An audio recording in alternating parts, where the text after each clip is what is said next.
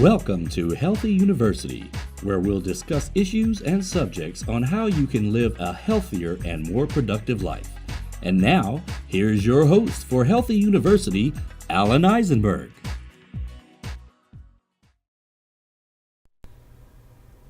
Hi, this is your host, Alan Eisenberg, on a special edition of Healthy You. Today we're going to talk to Dr. Bob and Christine Wright from Stress Free Now, my old friends. And we're going to talk about the whole victim blaming and victim shaming area around the MeToo movement that we're now seeing and how that's affecting the world today. So I hope you'll enjoy this episode of Healthy You. Hi, Alan. Welcome to our show. Yeah, hi. Well, welcome to my show. I'm so glad that we're going to talk about this and that I'm talking about it with you because we've just gotten to know each other really well. But, it just struck me, as I'm sure it struck you, how big this Me Too movement has gotten recently. And for me, it opened up an old wound about victim blaming and victim shaming. And it feels like it's like just coming to light. How are you guys seeing this? Well, Alan, I want to jump in here and just say hello, and I'm on the other end. I'm here in a different place, but this is a great topic that you've selected. Yeah, thanks. It's just, to me, it's something I dealt with, and I'm sure you deal with people with stress. It amazes me, like when we were watching recently the trial with the doctor who was working with the gymnasts, how many gymnasts there were and how they don't come forward, how we don't come forward because we feel victimized again or we feel like we did something wrong. And that creates an incredible amount of stress. And I imagine, in my realm of bullying, that, it's reasons why we see so much suicidality with people, but also just a distrust issue. I think you're absolutely correct, Alan. Part of it goes to a bigger, I think, cultural issues. Mm-hmm. The way we're raised within our family, many times within a family, sometimes within the household, things aren't right. And we teach the children don't make waves or to put on a good face in public so that when something happens and goes wrong, the child, who is now a grown woman or an adult, still remembers put on a good face for the public. And they already got the message in the home, perhaps, some people, that if you say that something happened to you and you were a victim or victimized, then you're the one that's bringing shame on the family. And that's a completely warped perspective and warped attitude. Yeah, I was actually... Go ahead. Well, I was just going to say, I was just reading exactly that parents have to be very cautious now with this, sort of opening of this wound about not saying that to their children, about building that trust. And I know, many times children, especially as they get to be teenagers, don't trust to tell their parents stuff. They don't want to tell their parents stuff. And, that's, in their own minds, they start to feel like they should be able to handle it. They're a teenager, they're getting older. But, obviously that's not true. And obviously there's a reaction of, I can't say this. And I've kind of been talking about it for years because I equate the abuse of bullying to like rape. And that sounds, when I say that, people kind of go, what?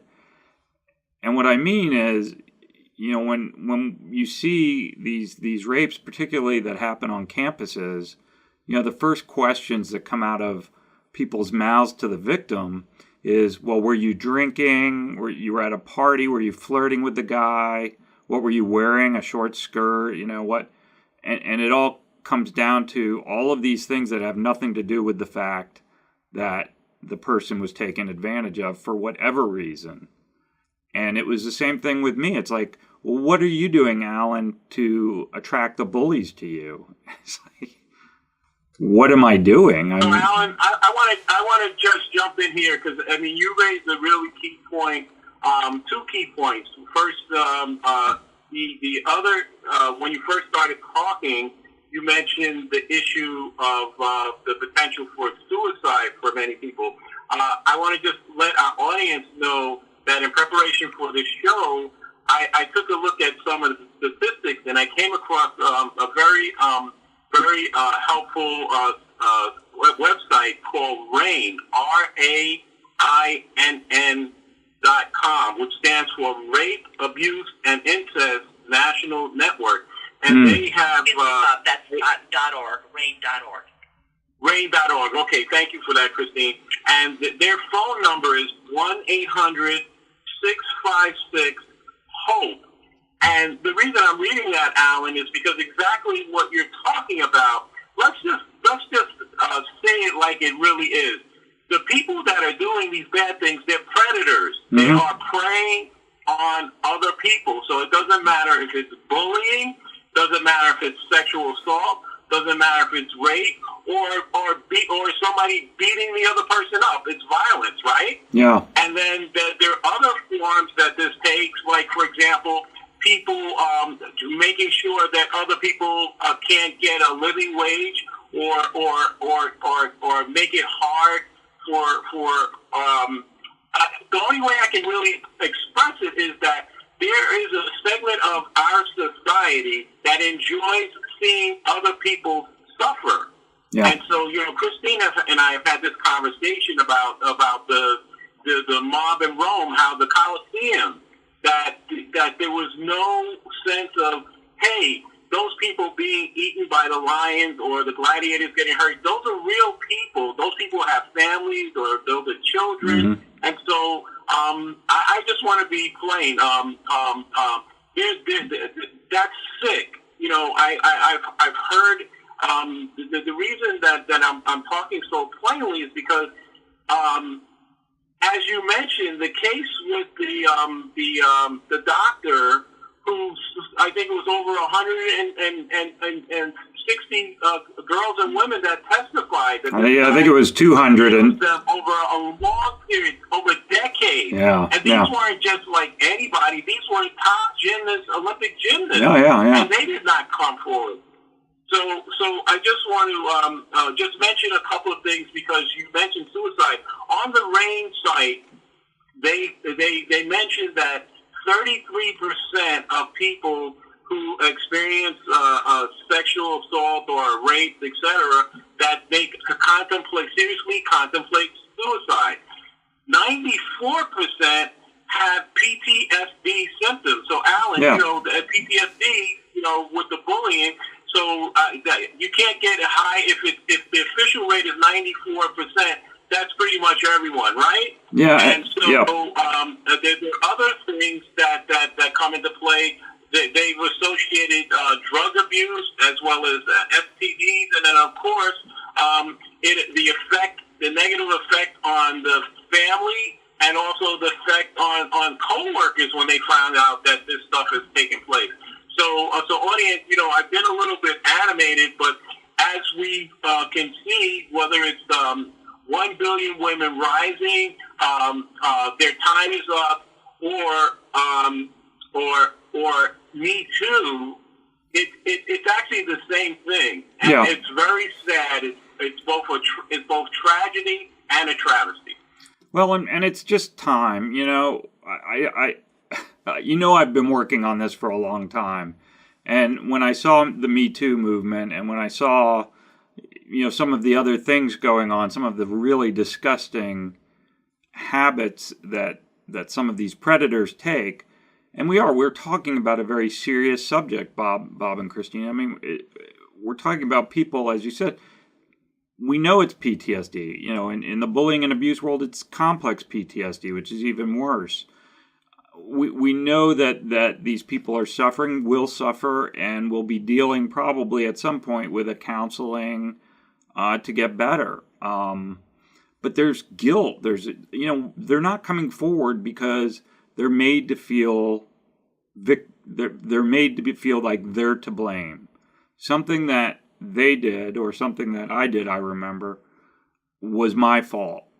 And that's the thing that I just have not seen anyone say, how are we going to change this? How are we going to change it so that when a predator does these things, that the person realizes it's not their fault and that there is a lifeline. And luckily you've given a number, and that I'll display that definitely for people like this, because the numbers, Bob, were actually larger, 200 and something young ladies that this doctor abused. So it's just crazy, and that none of them were, they were all together at points, but obviously they didn't talk, and obviously that was not something they were going to share. Certainly, what we're doing here today, I think, is a step in the right direction. Alan, that you said this is really a topic worthy of discussion, victim blaming and victim shaming. And yourself, as a victim of bullying, you understand all too well how damaging that can be. Mm-hmm. And I think part of the change has to be that the people who victimize the victim need to admit and to realize they're doing it. I think many times they do it with a sense of self-righteousness, that, you, quote unquote, got into trouble. Not that a predator assaulted you or attacked you or used their position of power or authority to abuse you, but that you, as you said, you were at fault for being in a certain place, for dressing in a certain way. That's not true. Each person is responsible for their own action, and no matter where you are or what you're wearing or what you're doing, if a woman is walking home on the college campus late at night, the predator in the bush doesn't give him the right to jump out and attack her. Hey, it could be a decent man, the way you and Bob are decent men, and say, I'll escort you home. So, and simply that, walk them to the door and leave it at that. And then there are some organizations I know in certain neighborhoods. There was a story once in a neighborhood where women were being bothered coming home, and a group of men came together and they said, let's escort these women home safely. So, it's to change that mindset. And with the shame, when something happens to someone, sometimes there's this salacious attitude, and then people in the family end up protecting the predator because they don't want to publicize whatever dysfunction is in their family. And you should be safe in the home and be protected in your home. I mean, the people who are unfortunately victims of incest, they shouldn't be made to feel silent and ashamed. So there's something in us, when we're looking for causality, that it turns to blame. What did you do? What could a child possibly do to invite an assault? Well, actually, there was a recent movie I watched called I think it was called Vengeance. It's a Nicolas Cage movie I'd never heard of, but it's not really about him. It's about this woman who's walking her child home after a 4th of July party, and she gets accosted and raped, and then through the judicial system, of course, the families of the rapists were completely in denial about what they did, and then through the justice system, of course, their lawyer, who they paid a lot of money to, built a case that did exactly this, that victim blaming, that a person who was already in a bad way was now put in a worse way. And it's sort of the story about, someone coming to her defense, but she's damaged throughout the whole thing, and there's no recovery on her level. And, watching it just disturbed me so much because, again, it talks to our judicial system, which isn't about trying to put the right people behind bars. It's the defendant's lawyer is going to come up with whatever scenario he can come up with to convince the jury to let the defendants off, no matter how heinous the crime. And certainly, I think, the victimization and then the victim blaming that follows is about as heinous as we get. There's a reason why rapists aren't very popular in prison with the murderers. They don't even think that's a good idea, and it's disturbing. Again, I think we're talking about a very mature issue, but I think it needs to be opened up. I think this wound, the only way to heal it's going to be to open it up and then close it properly. And and I don't know when that's going to happen. Obviously, we still see a lot of it today. Alan, I just want to jump back in here.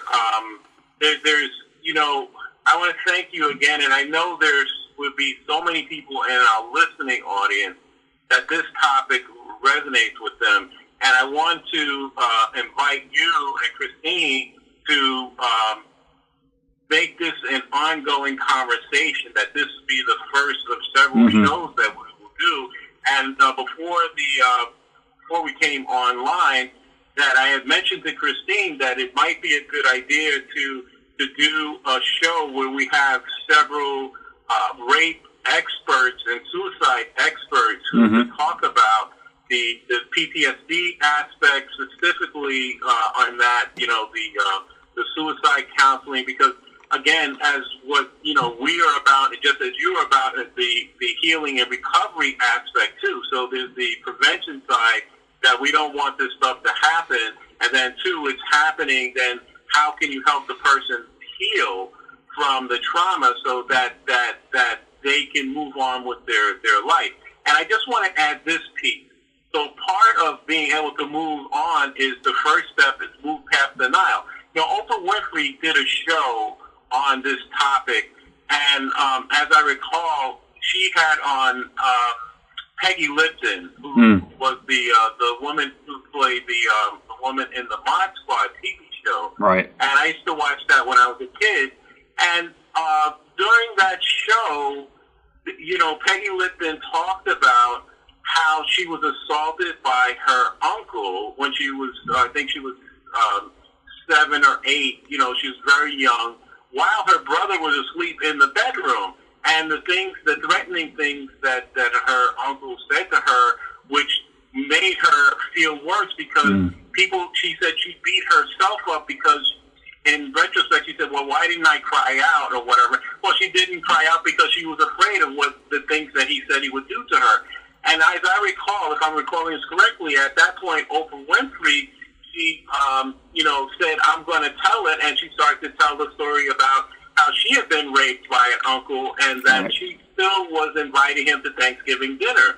And so I had said to Christine on several occasions, I said, look at this. If Oprah Winfrey, with all the money and resources that she has at her hand, that she could not speak up, this is a real, so that's how tough an issue this is. And so I think this is beautiful that we're seeing people speaking up, because it does take courage, because as Christine said, that there are people in the inner circle who are protecting these predators. And so that the predators can't keep doing what they're doing if they're not protected. You see what I'm saying? Oh yeah. So the thing is so that is one element of changing the situation, where instead of people saying, oh, let's keep quiet to keep the family together. No, the family's already destroyed, because usually what happens is that person doesn't just rape one person. They're usually raping multiple people. Yeah. And then I just want to add this piece. In Oprah's show, what made her show incredible was that I believe she had on about 200 men who came forward and admitted that they were raped as young boys. And they held up photographs of themselves at that age. Now, Alan and Christine, I just remember just being amazed, because the dialogue after that was, where could a man, if for women, there's shame attached, but for a man to admit that he was raped as a boy, often they can't even talk to their therapist, or admit to their wife or partner.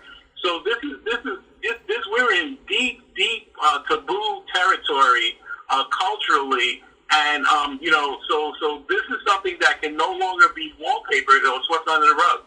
Well, I like your idea of a round table. For a commercial break, I'll let you come in after the commercial, Alan. Okay, thanks. Space.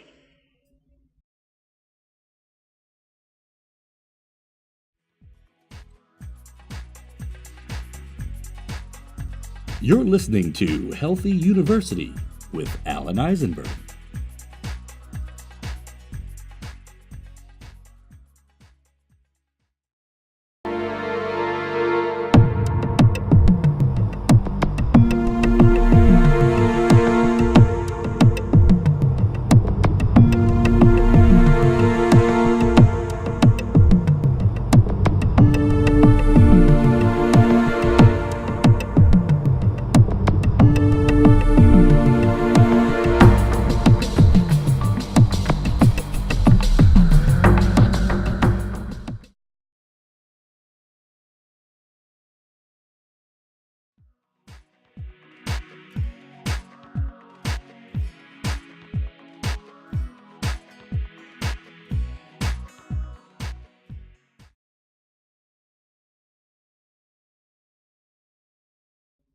So welcome back. So we're talking about victim blaming and victim shaming. Yeah, Bob, the roundtable idea that you were talking about before is so important because there are a lot of experts, but at the same time, I think those of us who live with some integrity and some normalcy, really struggle to understand. I always say, if you can't figure out why someone would murder someone, that's good because that means you couldn't do it. It's like what would cause someone to do something, and it's the same thing here. It's like what would cause. I look at a young child and there's just no sexual attraction and to think that there's these predators and pedophiles and people who are taking advantage of very young children who will suffer for a very long time. My dealing with bullying in the youth is one part, but to imagine that you were sexually assaulted before you even knew what sexuality was, and my biggest concern and what I tell people, I'm in the bullying recovery, not the anti-bullying world, because I don't believe that you're going to be able to expel it, and I feel the same way here. There's always going to be somebody out there who's like this, and that will take advantage of a child or even an older person. And it's really about that recovery. It's really about, what we see afterward. And in your world, that, I know that stress. Stress is a huge part of it, and self-esteem and having this dark secret. The one thing that really I found that was destroying me at one point, and I think destroy a lot of people who have to deal with these secrets that they hold in because they're felt that they're not allowed to let go of them. And it's like you were saying about men particularly, they turn to drugs, they turn to alcohol, they turn to, suicidality. We've talked about that. They turn to very destructive behaviors. They wear masks. They're not themselves. And they may even,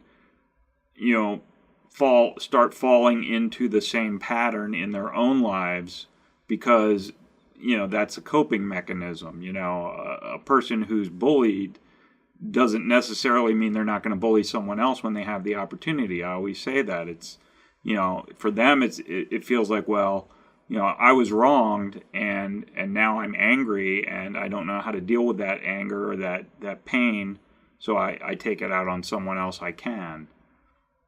And that's what scares me, is that what we're really seeing, and I was reading something about Kevin Spacey recently, and I think his brother came out and said how abusive their home was. It's a legacy that keeps going and going, and how we stop it. And I think the way we counterbalance it, and maybe this doesn't get as much press, is to say that we have choices. We make choices. We can be sympathetic, empathetic, compassionate, and supportive toward a victim. We're choosing to find fault, to place blame. Mm-hmm. And for some reason, it's easier to highlight the victim because they must have done something to make it happen. Yeah. That's absolutely not true.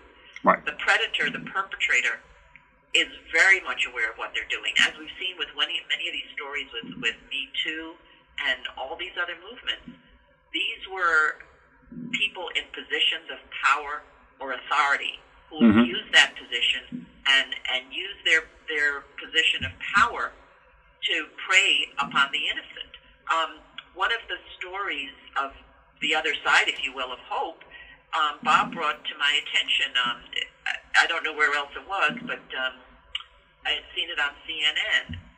Sherry Johnson, who was a victim of rape and at 11 years old, she was forced to marry the man who raped her. So she's actually working to end child marriage in America. And I would never think, it didn't occur to me that we have child marriage in America. Yeah.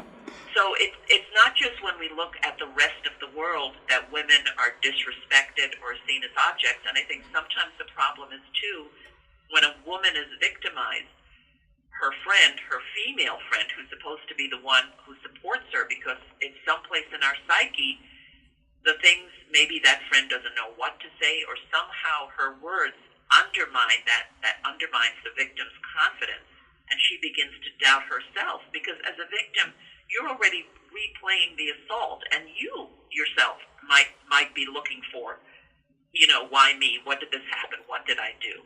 Well, and I think there's Christine, could you just bring up something that we've discussed many times?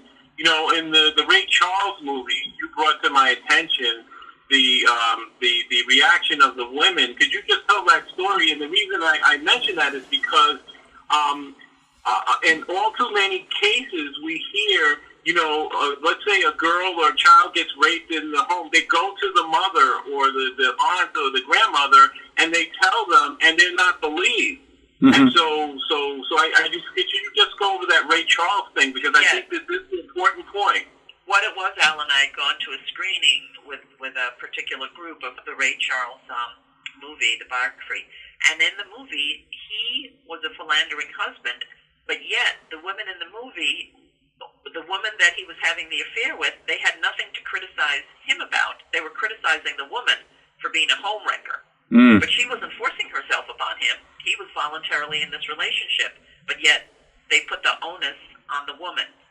Yeah. And these were women that did it. I think, as I recall, I forget the word that you were saying, that I remember Christine being shocked when the women were attacking other women. So this hussy, is you hussy, you. Right. Yes, they were calling the woman a hussy, rather than the fact that Ray Charles, he's sleeping with women like Will Chamberlain did. Yeah. Well, and then to me, there's this other thing that I can't say that I thought about it, or didn't have a bias about it. I'm sure you know about it, and you never thought much about it. But the whole idea of a casting couch, the whole idea that there was this thing in Hollywood that sort of we all knew about, which was that there was this casting couch and this idea that you might have to sleep with a producer in order to get a part. That's been going on a really long time. And I knew the term. I've known the term a long time. And I didn't think twice about it until recently. It's like, casting couch, the casting couch in Hollywood. And it's real, I guess that's part of it is, when no one says anything, there's no reality. You just hear about it and you go, okay.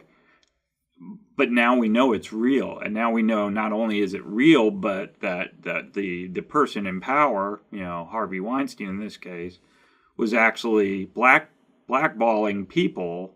And I always wondered about this. Why didn't we see, Mira Sorvino in more movies? She had won an Academy Award in one of her early pieces. Why did we not see some of these actresses, Rose McGowan, in more movies? And you come to find out that they were being blackballed by powerful people in Hollywood because they were willing to come out and tell their stories, or they were not willing to do things like casting couch activities that these men were up to. And even some of the stories are so gross to me, so heinous. Like, the men weren't even concerned with what the women thought or felt. They were just doing things in front of them. Sometimes without it being, a shared moment, they were just being gross. And I'm like, like I said, it's just so hard for me to imagine that activity because, again, I'm not the kind of person that could ever think that way. In fact, I go to work today and I'm very careful, with women I work with, not to say, oh, you got a nice haircut. I won't even do that. Oh, did you get your haircut? It looks nice today, right? I don't even want to do that because, we're at a workplace. It's not a place to me that this happens. But obviously, I'm starting to feel like I'm in more of a minority of people that really don't accept that behavior, and it probably is that bullying side for me. So, what do you think about the things like casting couch and terms that we've known for a long time? I think those things are true. They're out there and they're real, and there are a lot of them.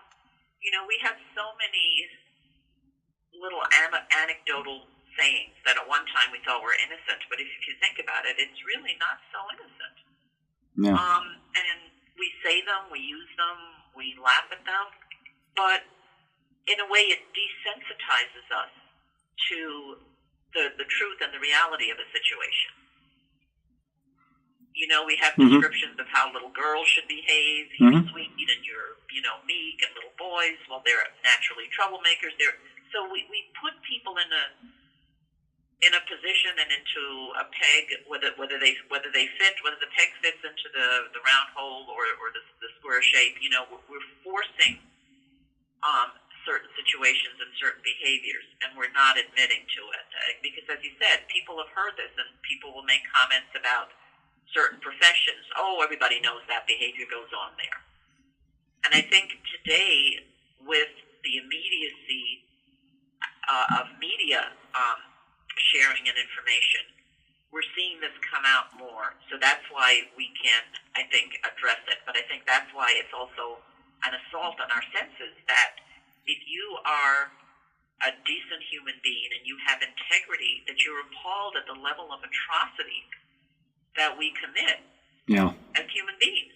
Yeah. And you would wonder, what kind of civilized society, what are we as a species, what exactly is humanity, if you could assault your children and assault your women? You should be uplifting them and exalting them. So I think somehow we have to, put that cry out there, put that out in front of, protect your child, respect your women. You need to be safe in your own home. You can't be afraid in your own home. Yeah. And you shouldn't be afraid to go to school. I mean, what you talk about with the bullying and what we see on the news. A child goes to school and someone brings a gun. Yep. That, is just a total aberration. That should not be. Right. And there is no kids being kids. There's no getting over it. There's none of all this magic stuff we used to think. Like, oh, they're just going to get older. They'll get over it. We now know, and it's like you said, Christine, it's all there on the web. So, sorry, go ahead, Bob. As we're winding down on this the first of many, first of what I hope will be a series of conversations about this and similar topics, I just want to go back to the statistics, because in doing research on this topic for this interview, the statistics are stunning. So, for example, in the United States, every 98 seconds, somebody is sexually assaulted. So that's a stunning statistic. 1 in 33 men have been raped. Mm-hmm. So let me say that again. 1 in 33. They're saying 3%. They're saying 1 in 10 rape victims are male, and 3% of all men have been raped. And so, I mean, so that's an eye-opening number. And for women, they're saying the most vulnerable ages are between the ages of 12 and 34. And again, as we know, they're on some of the college campuses, because it's been in the news in the last 5 years of what's going on there. In fact, that they're saying that certain college-age women are more likely to be raped than just people in that same age bracket that are not in college. So it just depends on the situation. And then I just, my final remark here is, I guess the most hurtful aspect of this, of all the things from my experience that I've seen, is the part of rape that's where it's incest. Yeah. Because as Christine has said, if that means you're not safe at home. So how can a kid who's being attacked at home, go to school and bring their homework, or do well on an exam, or not be a nervous wreck because they don't know what's going to happen to them at home? So I think that getting underneath that issue, especially, and Alan and Christine, this also it's not just the sexual assault, but also being bullied in other ways inside the home. Where Christine has actually written an article about this, where the parent or guardian says hurtful things. In fact, the words that are said often cut to the core and last longer in terms of the damage than actually of being hit physically. Because I'm sure people in our audience can remember something that happened to them where someone said something to them damaging at 5, 6, 7, 8, 9, 10 years old, and they're still dealing with that at age 40, 45, 50, or, I've met senior citizens. They said, when I was in kindergarten, this happened to me, and they're still dealing with it. Yeah, no, so this is very serious. Yeah, and I think you're right. I know we have to get to a wrap up on this part, but I do think it's important that you're pointing out some very important things that we can continue in the next conversation I'd like to have too, which is what goes on in the home. And the other part that I think people misunderstand is, you watch the news and you see, the things with the priests who are abusing children, or teachers, a lot of people in the teaching industry, and people get upset, like, how can these areas be places where this is happening, schools and churches and even synagogue. And I'm like, trying to tell people what you're missing is, if I'm a predator, if I'm a pedophile, what I'm thinking to myself, what kind of job can I get where I can be around children and they would trust me? And just think about that, because that's what I think we're missing, is that they're calculated. They're taking jobs to be around the people they need to be around to abuse them. And we don't think about that. It's just like, why are priests doing this? Why are priests doing this? Because priests always have the opportunity of trust and to be around children. Why are teachers doing it? I mean, there's logic behind all of it. And as a person who was a scout leader with my kids, I can tell you, I had to go through a pretty severe background check. And we had to be 2 deep, meaning there always had to be 2 leaders if there was 1 kid. You could never be one-on-one. There was a lot of safety rules, and they're there for a reason, because that's another opportunity, right? Anything where you're going to be around kids. So, again, I would caution parents in particular, make sure that there is something like that going on, that your child doesn't have that opportunity, through whatever the poor management is going on, for that to be alone with someone like a predator. And I'm not saying don't trust the whole world. I'm saying you've just got to do things to protect. We have to do things to protect the victims more. Yes, I think, just to share my final thoughts, that there needs to be a certain standard. We've had a pretty long cultural phenomena of anything goes. And what we're finding out is, no, anything does not go. Mm-hmm. That there are some things that are morally right and some things that are morally wrong.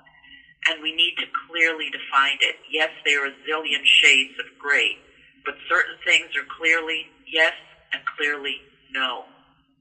And we need to speak up about that, and I think we're starting to do that. The other thing is, in terms of victim blaming, we don't cause another person to make their choices and to behave a certain way. Each person is responsible for their own actions. So if we were choosing to be virtuous and to be upright, then we wouldn't be preying on each other. So each person needs to take responsibility for their actions.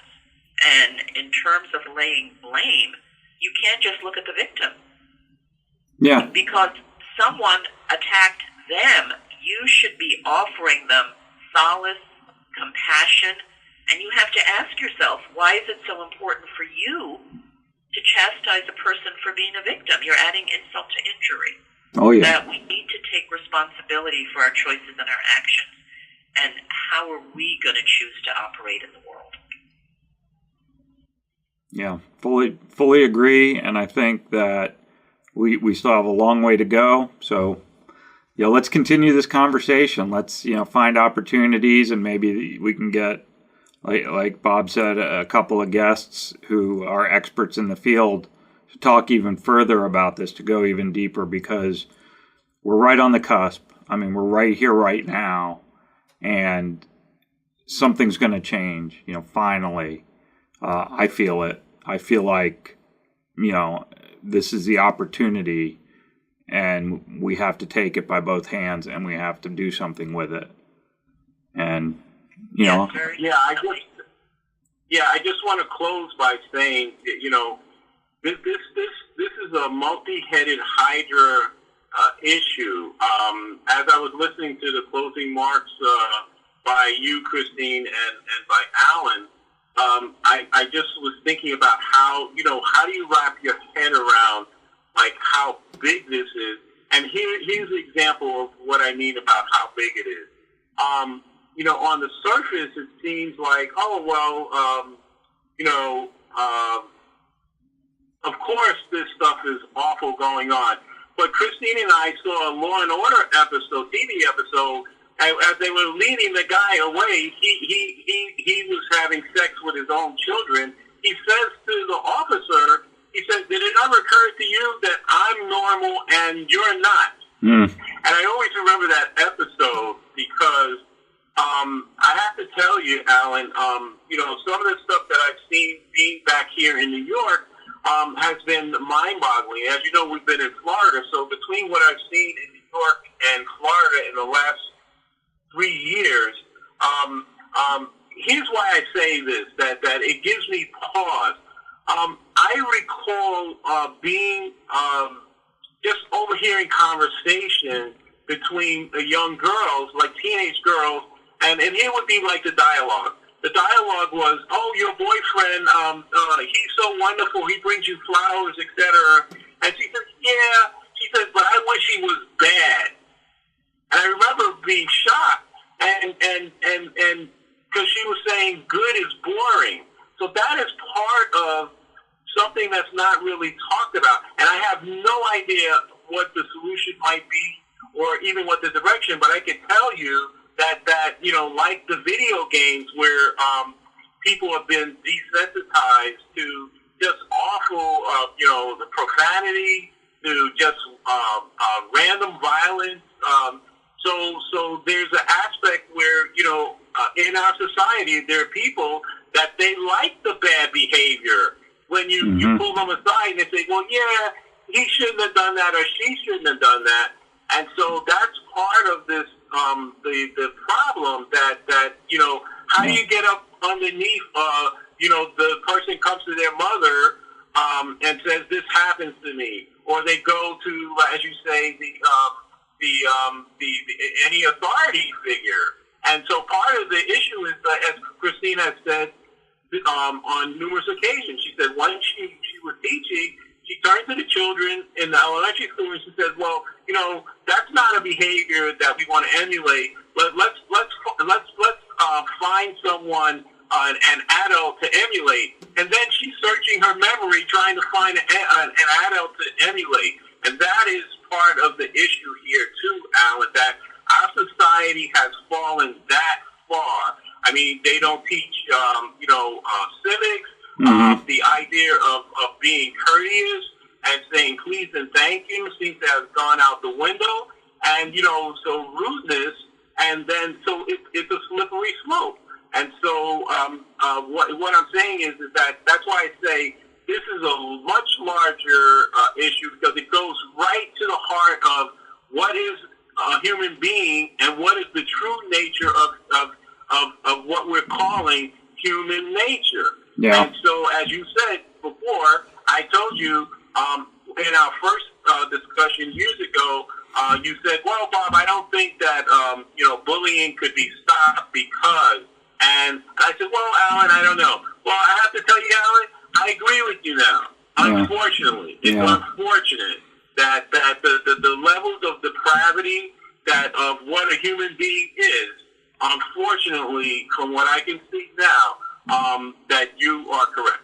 Well, and with I'm sorry that that's true. Yeah, with that in mind, I think we have to look inward a little bit and realize, I think what we've learned in the last year, a little longer, is we did not come as a society as far as we thought we did.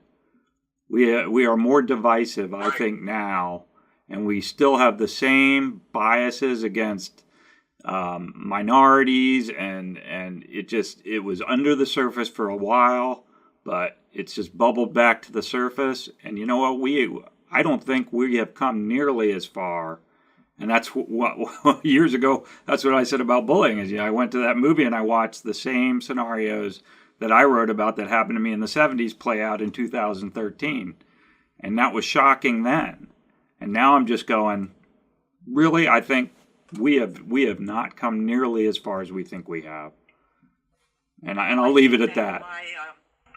Yes, that, Bob is correct. This is a multi-headed hydra, and this is definitely a conversation that the three of us will continue, especially since our work is to alleviate some of these ills and to, give support to people who experience this. So we will definitely be back together again talking about this topic.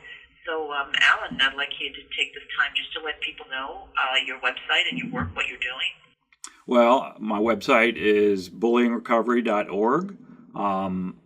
What I do is focus on bullying and abuse recovery. I'm a certified coach with a niche in bullying abuse recovery. So that's something I've studied, and just like Bob says, there's a lot there. There's a lot, for someone to move forward, they need to build that back up. And so that's what I really try to do. I can be found on Facebook and everywhere else, and I've got 2 books out there as well on the subject of bullying. I'm always available. Alan, could you just very briefly mention your documentary? Yeah, and I'm working on a documentary about the long-term effects of bullying, which really is my story, as well as now I'm having met so many other people who dealt with the same thing and doing interviews with them. And again, sometimes you think your story's bad, and then you hear someone else and it's devastatingly bad. And you can't imagine, I always say everyone has to live with what they have to live with, but it's sometimes shocking. It's been shocking for me while making the documentary to learn about what some of these other people have been living with, and a lot of them are not living very well with it. So hopefully that documentary will be out next year. That's the hope. Excellent, wonderful. And listeners, you can get in touch with Dr. Bob and me at stressfreenow.info. We are both coaches, speakers. We do individual coaching. We do presentations. So you can check the site for the resources. Thank you for listening to Healthy University, brought to you by Bullying Recovery, LLC. This podcast does not replace the need for medical advice, professional diagnosis, opinion, treatment, or services to you or any other individual. The information provided here or through linkages to other sites is not a substitute for medical or professional care, and you should not use the information in place of a visit, call, consultation, or the advice of your physician or other healthcare provider. Join us next time for more Healthy University.